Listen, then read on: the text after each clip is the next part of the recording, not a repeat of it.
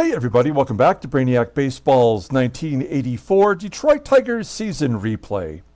Today's matchup is between the Cleveland Indians and the Detroit Tigers at Tiger Stadium. On the mound for the Indians today is Len Barker, whose record is 0-0 with a 0 ERA. And pitching for the Tigers today is Bryan Kelly, whose record is 1-0 with a 1.13 ERA. Okay, we have won back-to-back 4-3 victories versus the Indians. We've had to do some shady managing in order to make this happen, but we need as many wins as we can get early in the season. We fought our way back to 4-4, so we have to feel good about that, considering the way the season had started. So I think that we have a really good chance today of sweeping the Indians at home before we have an off day. So after today's game, I'll advance it one day here on the off day so that we're prepared for the Blue Jays. We'll see if there's any trade offers on that off day as well. And we can take a better look at our lineup and our rotation and see where we stand after the first, real full week of the season. I typically, although I've already done like roster movement, I typically don't like to send any players down or bring them up until we get a whole month under our belt. But we've already seen, like Tom Filer was pretty bad. Keith Comstock has struggled in the bullpen. Roy Thomas has been horrible. So we've had three bullpen pitchers who have underachieved already. Like have really shown signs that they are not ready to come out of spring training and be part of our bullpen. So we will try to hold off making any more adjustments than sending Tom Filer to the minors, which we did, and we brought up Dave Gumpert, who was not good in his first appearance. So, but I'm well aware that our bullpen is right now our weakness, and we can address that as the season goes. I'm well aware of the saying that you can't win the World Series in April, but you sure as hell can lose it. So I feel like if we can maintain within 3 or 4 games of whoever's in first in the American League East, then we'll be fine. It'll be fine. So let's go ahead and get started with today's ball game. As always, I appreciate everyone following along. Like and or subscribe to the channel. We're doing a deep dive on Len Barker. I got a bunch of good information about him. I'm excited to share as we're loading up here. We've got Bryan Kelly, who pitched well in his first start. Somebody I feel pretty confident about. As you can see here, the current Indians lineup has never faced Bryan Kelly, supposedly. I don't know, maybe it's possible. All of the bullpen is available. Let's take a look at our lineup versus Len Barker. We got Terry Kennedy in there, catcher. I've moved Chet Lemon to the top of the lineup because Lou has been struggling. So we're going to give Chet Lemon a shot in the leadoff role. But all the regulars are in the ballgame today. I'd love to have this series sweep, have a winning record going into the off day and heading up to Toronto. Okay, so let's go ahead and do the lineup rundown for the Cleveland Indians. Looks like the same lineup as the first 2 ball games. Batting leadoff, playing shortstop is Keith Smith. Batting second and DHing is Karl Pagel. Batting third at first base is Jim Wilson. Batting cleanup in right field is Cory SNYDER. Batting fifth at third base is Steve Springer. Batting sixth and catching is Mike Stanley. Batting seventh in center field is Von Hayes. Batting eighth in left field is Jerry Turner. And batting ninth at second base is Juan Bonilla. I was asked a question by John M. Why is it that the abbreviation for the city is IND? It's something that I didn't know this was going to happen, but I'm running the 69 Seattle Pilots series concurrently with this series as we're wrapping up that season. And so when you assign the logos to the team, you have to have a specialized 3-digit abbreviation or 3-letter abbreviation for each logo. And because some of the logos are different in 1984 than they were in 1969, I've had to change the abbreviation. I thought I could just do it temporarily until the 69th season was over. So I didn't put a lot of thought into it. I just kind of, lowercased it or whatever. But unfortunately, once you've done that for that season, you're stuck. I can't go in there and fix it. I have tried. And so it just looks a little hanky, but it is what it is. Okay, let's take a look here at Brian Kelly. Brian Kelly had a great first start to the season. He's 1-0 with a 1.13 ERA through 8 innings, giving up only 3 hits and 2 walks. What a great performance. Opponents are batting 111 against him. You see what he did last year, coming out of the bullpen and getting a starting role where we had some starters' injuries. Pitched well, 9-5 with that 3.52 ERA. He's got a fastball, tops out at 93 miles an hour. Ground ball percentage is 47%. He's a 3-pitch pitcher, and all pitches are good.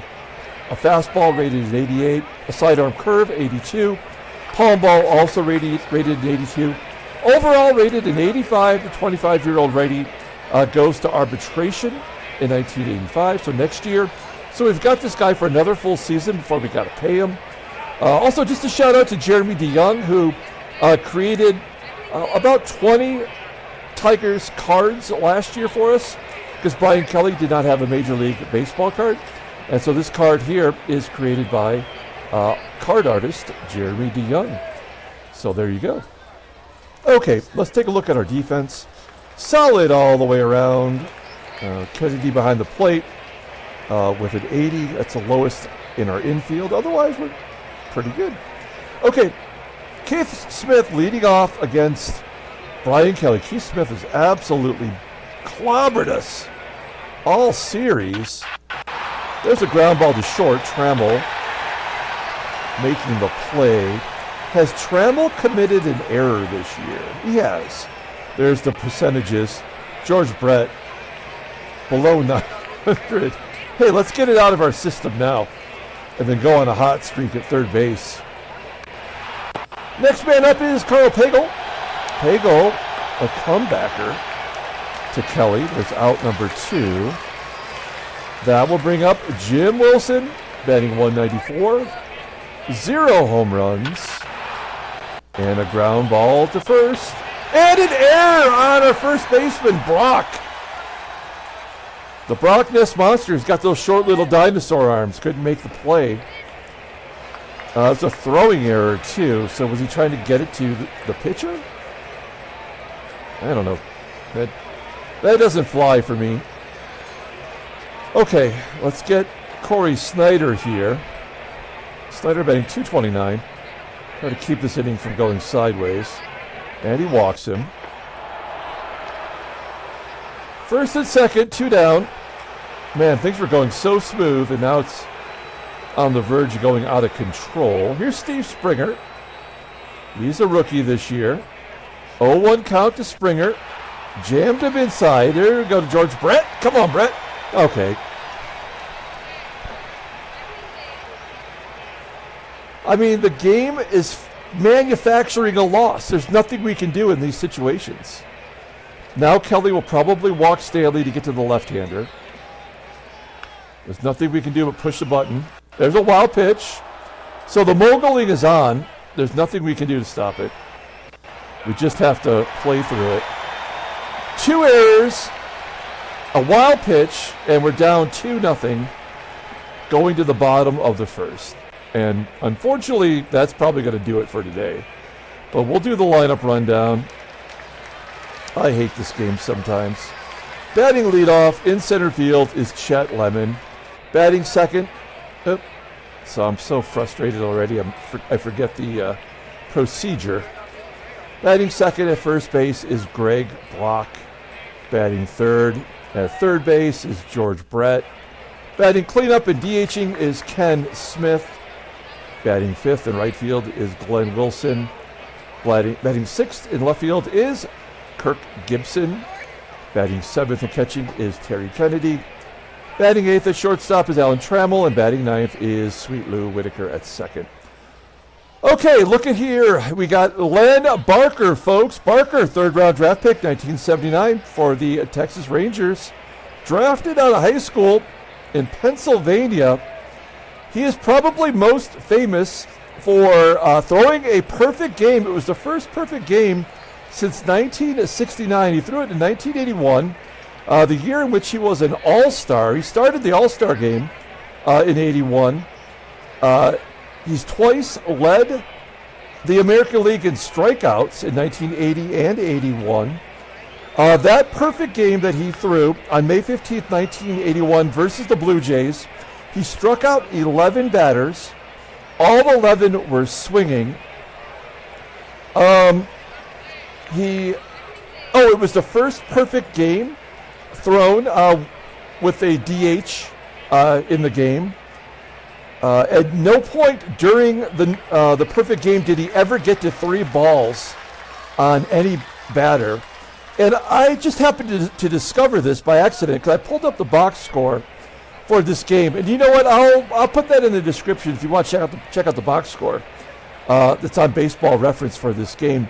But on this day that he pitched the perfect game, 2 other pitchers started who would later pitch perfect games. Mike Witt threw a perfect game on the last day of the season in 1984.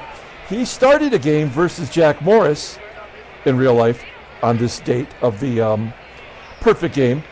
And of course, Jack Morris threw a no-hitter, but also Denny Martinez, El Presidente, started a ball game on that day as well, and he threw a perfect game in 1991 for the Montreal Expos. So some really interesting information there. As of right now, Len Barker coming off a 6-16 year. In real life, this was his last year in professional baseball. He had a 5.25 ERA with 116 strikeouts in 209 innings pitched. He also walked 126 last year, 5 complete games, 2 shutouts. He's making his first start this year for Cleveland. His fastball tops out at 95. That is accurate. I did read that Len Barker was throwing 95 in the minors for Texas before he was traded over to Cleveland. He's got a hard curve. That's his best pitch. That's not accurate. Fastball and a changeup. Overall is 77. The 28-year-old lady goes to free agency at the end of the year. Okay, let's take a look at the Indians' defense. Same as yesterday, left field and right field, both lacking defensively, and Mike Stanley behind the plate. Not fully developed yet. He's also a rookie, and his rating is below league average.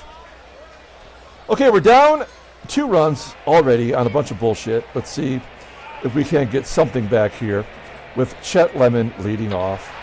Nope, Lemon taps it right back to Barker. 1 out. Here's Greg Brock, whose error got it all started. We had 2 outs. Everything happens in this game with 2 outs. So maybe George Brett can get something going here. He also made an error in the first. And a ground ball to short. Yeah, this game might be a perfect game for Len Barker. Here's Von Hayes leading off. Fly ball to right. 1 down. Next up is Jerry Turner. Off the wall and left for a double. That is the first hit of the ball game. First double for Jerry Turner. He played like almost every game last year for the Indians, despite having such a low rating, and he put up some okay numbers. Runner on second. Here's Juan Bonilla. There's the second strikeout for Kelly. 2 down. Back to the leadoff guy. It's Keith Smith. And he had a 2-run home run. Yeah. So, I mean, there's no reason to keep Brian Kelly in there. He's just going to give up tons of runs today. It's 4-0 Cleveland. Base hit for Ken Smith to lead off the second. We'll hit and run. We'll continue to use proper baseball strategy. Not that this game's ever heard of that before. Wilson will double in a run. There we go. We're on the board. Glenn Wilson in this game is really good. That's his 4th double in 8 games already. And he was kind of an unsung hero. He gets injured every year. In '82, we were planning on having him as our everyday starting right fielder, but I think he got injured in the first month and was out for a majority of the rest of the year. Last year, he got injured a little bit. Well, yeah, he missed 9 months in '82, so maybe he didn't start in spring training of '83, but whenever he's been in there, he's been good. So we got Wilson on second. Here's Gibby. Nobody out still. Gibby popping it up. Carrying to the outfield grass at short, where Keith Smith makes the play. 1 out. Here is Terry Kennedy. Kennedy, a ground ball. And Glenn Wilson goes to third. He's thrown out. This game is so stupid. It's like when it goes wrong in a way that makes no sense. Now we've had 3 errors in not even 2 full innings. And then Whitaker strikes out.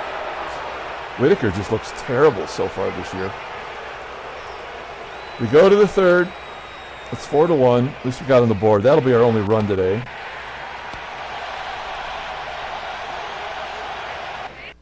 That's 4 strikeouts for Kelly. Make it 5. Bottom of the third. Lemon grounds out. Rock. Base hit. Nope.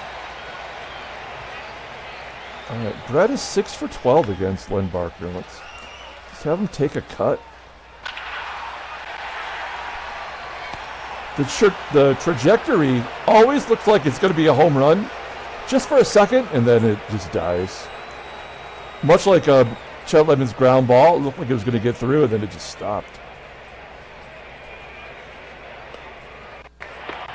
Smith walks. Here's Glenn Wilson again. Yeah, the RBI double. And he pops it up.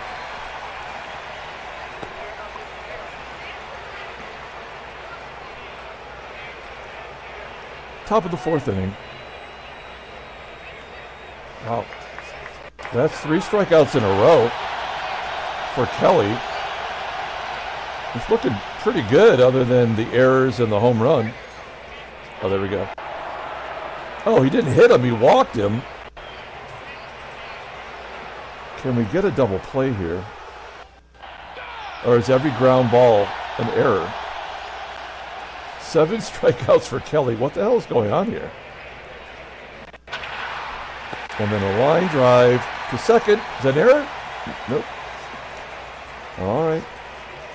We are going to the bottom of the 4th.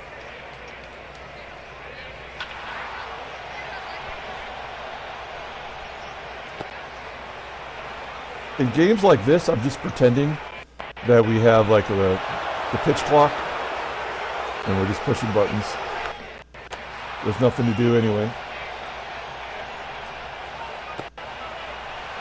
Top of the 5th. It'd be nice to get Kelly one more inning here, but it's not essential. There's a ground ball that did not result in an error. Karl PAGEL with a base hit to center.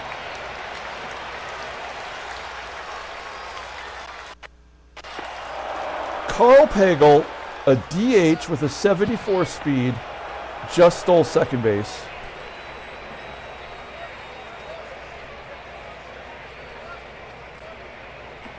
This game is so stupid.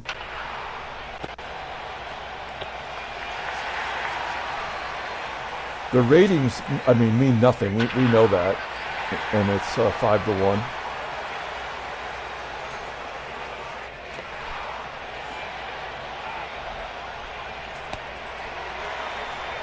So that'll do it for Kelly. Only 3 runs were earned. So it did jack up his ERA. That's why the errors occur. They put runs on the board, but they don't really screw over the pitcher's ERA that much.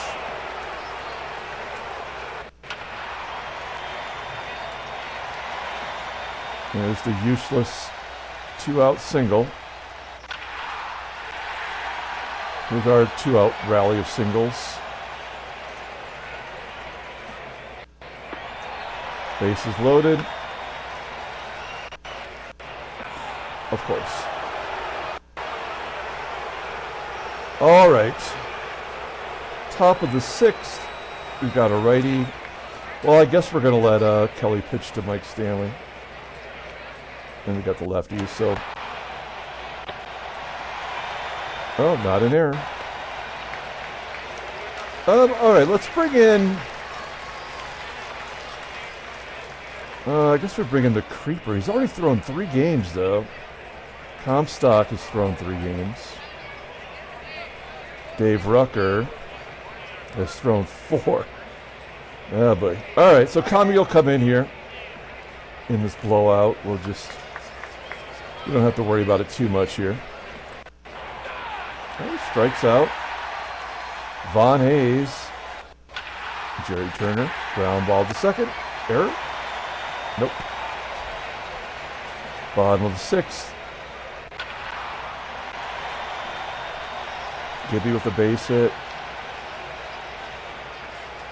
We're down 4 runs, so stolen bases are, well, I was going to say aren't important, but we hit and run. Kennedy couldn't make, a contact, so Gibby steals second base. That is his 3rd stolen base already this year. It's just stupid. That's dumb baseball. It would never happen. But we are out of the double play possibility and a balk. This game is so horrible. Kennedy drops it in for a hit. Run scores. All right, we got a runner on first. So I guess we'll hit and run again with Trammell. Base hit back through the box into center field. Kennedy on a hit and run holds it second. So stupid in so many ways. Okay, let's try a little surprise here. I'm going to have Whitaker lay down a bunt. He doesn't sacrifice very much despite having the bunting skill.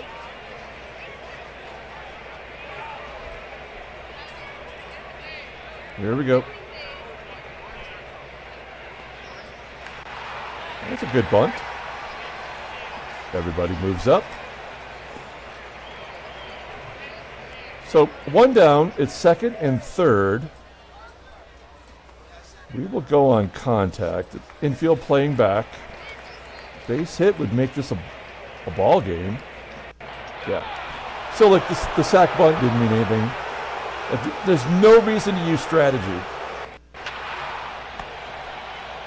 This game is so terrible. I mean, it was predetermined in the 1st inning. There's like nothing you can do to bounce back from that. We'll bring in Roy Thomas, see if we can't get his ERA below 10. I like Roy Thomas. He was a huge help to us last year. Pitched really well. He hadn't pitched in the majors in a couple seasons. And he did a good job this year. He's walked 8. Why? Why would the game think he would do that? And he gives up a base hit. So maybe Roy Thomas is just done. That was his big season. Error, double play. All right, we'll take it. And Karl PAGEL strikes out. Bottom of the 7th inning. Len Barker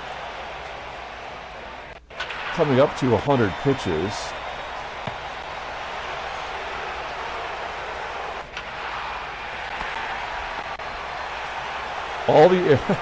I never understand how all the errors take place in the 1st inning or the 9th inning. This game was created by a moron. We go to the top of the 8th. We'll take out Roy Thomas. At least he was able to get the ERA down. We'll bring in Gumpert. Gumpert came in and he walked the guy. That run scored. He has been horrible. We really do probably have to make a trade for one more bullpen arm. Filer's not the guy. I don't know if Gumpert is. I don't think so.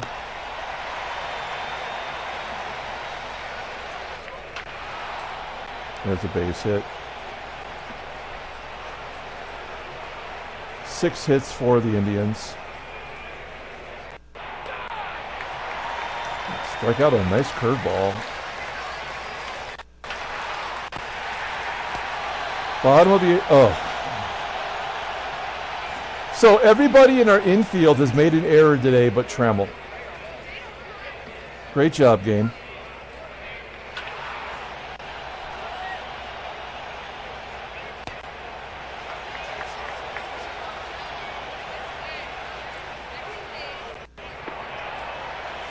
Gibby walks. Terry Kennedy gets a base hit.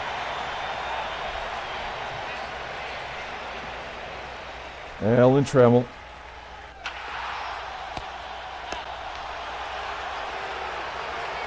WHITAKER.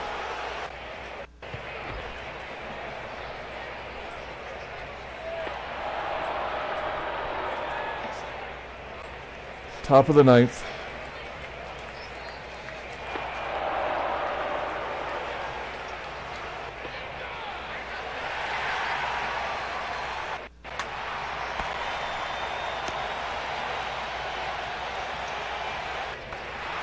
That's a good performance from Gumpert. 50-50 shot. No, caught it. They're going to bring in their closer. It is Victor Cruz. In this game, longtime closer. He's only 26 years old. He was out of baseball by 1982. I think he played in the Mexican League after he left. I know he did. Played in the Mexican League after he left Major League Baseball. He is their closer. He's put up some good save numbers over the years. He's got that 95-mile-an-hour fastball. It's kind of impressive, except that it's not even his best pitch in this game. How could a 95-mile-an-hour fastball not be your best pitch? Curveball, rated an 86, overall an 81. The 26-year-old righty goes to free agency at the end of the year. He's on the block. He is somebody I could trade for.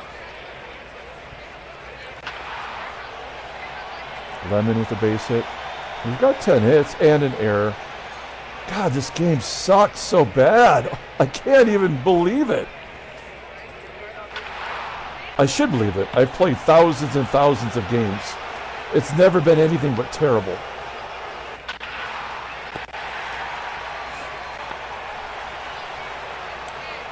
There's our one gimme run. 2 down, and there's the ball game. So, we did not sweep Cleveland. We lose 5-3. That is unfortunate. It's simulating here, so it's thinking about whether or not there's any trades. And then while it's thinking, we'll prepare to... oh, there is a trade. Oh, somebody wants Gumpy Gumpert. It is the Montreal Expos. This is a trade they already offered us, right? And we said no before. Dave Valley doesn't really get my juices flowing. He's okay defensively. But we have a lot of mediocre catchers already. So Tony Bernazard's career is over. Pat Rooney. Nope. So nope. Any others? No. Let's go ahead and advance one day and see if there's any other trades offered. Simulating. No. So now we're ready to play Toronto next. Let's take a look at the standings. Now we're right in the middle of the pack. Wow, the Yankees are looking to run away with it early here. The Yankees are 8-1. Toronto's 2-7, and their only 2 wins were versus us. That's a sign of a bad baseball team. When they probably should be 0-9, but they beat us. Oakland 7-2. They're looking pretty solid. They've won 6 in a row. Kansas City's got no pitching staff. Wait, has Boston pulled it together? No, they're getting their team ERA down. Oh, New York must have played Toronto. I kind of want to see this. Yeah. Well, they clubbed them like a baby seal, too. Wow. I mean, the Yankees are just putting up a ton of runs. They've scored 92 runs in 9 games, so they're averaging 10 runs a game, 10.2 runs a game. That's crazy, right? Holy shit. All right, sorry. Let's take a look at headline news. Brainiac Baseball Daily Beat. We just saw that Teddy Higuera injury. That's a shame. Angels beat the Twins 4-0. Oh, you son of a bitch. Frank Tanana threw a shutout. His 37th career shutout, it says? Could that be true? It is. And his second one this year. He's thrown 18 innings without giving up a run. Oh, God, this game is terrible. So horrible. Okay, we'll advance. New York defeats Toronto to extend the lead. Yeah, we just know that. There's Ron Hassey. Willie Randolph drives in a run. Toby Harrah. Steve Kemp. Okay, next. 13,498 watch Texas edge Milwaukee. Al Lakowitz, he's their ace. Threw a 1-0 shutout. All right, let's take a look at transactions. What do we got here? Pedro Guerrero had a 22-game hit streak come to an end, dating back to last season. That's cool. Good job by him. And then Roy Branch fractured his skull. He slipped in the shower, we're going to say. I should try to come up with how he injured. Every injury, I should come up with my own reason why they got the injury. He fractured his skull in the shower, reaching for some pert. And he gets injured every year. He's got one of the lowest healths. Now, I say that, but he did pitch 34 games last year, 32 the year before that. Oh, yeah. See, look. 4 weeks, 5 weeks, 5 weeks, 2 weeks, 2 months, 5 days, 7 weeks. And he led the American League in ERA in our sim. So, yeah, he's been injured a lot. He walks. He walked. How can you be 2-0 and walk 9 and strike out 3? Nothing means anything. Okay, let's pull up the box score and get out of here.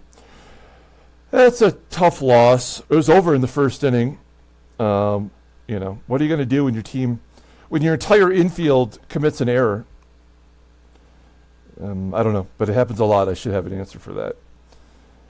And we had Lou Whitaker got picked off first.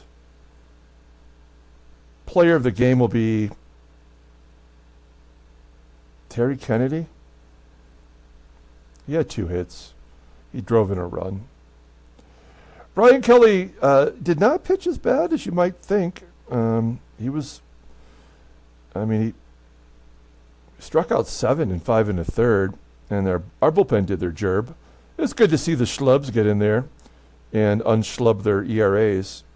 Len Barker gets the win. He's 1-0. Victor Cruz gets the save. His second on the season. That's going to do it. We're going to come back tomorrow and play the next game in the Seattle Pilots What If Scenario series. Game 149, I think we're up to. So we're almost on the final, 10 days of the season. Until then, everyone, have a great day.